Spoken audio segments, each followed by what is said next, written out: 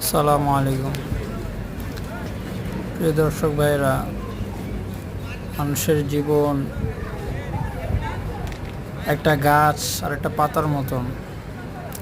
গাছের পাতা যেরকম ভাবে অনিশ্চয়তা নিয়ে জন্মায়,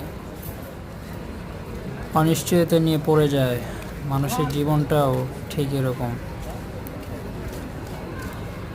কখন তার জন্ম, কখন তার মৃত্যু সে নিজে জানে না। সৃষ্টিকর্তার হাতে সে সবসময় ধরা বাঁধা। আজকে দীর্ঘ ঘটনার 12 থেকে 15 দিন পর ঢাকা দিয়াবাড়িতে অবস্থিত মাইলস্টোন স্কুল অ্যান্ড কলেজের দুর্ঘটনার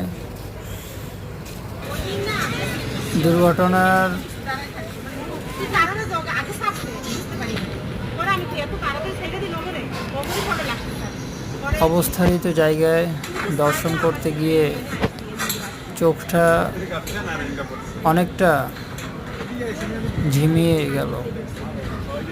এরকম একটা অবস্থা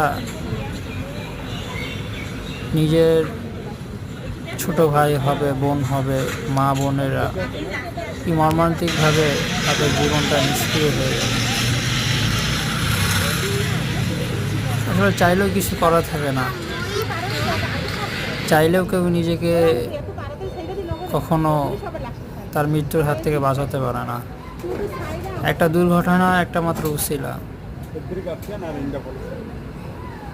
কিন্তু এই দুর্ঘটনা আসে মূলত বিধাতার হাত থেকে। বিধাতা ছাড়া কারো পক্ষে এই কাজটা সম্ভব নয়।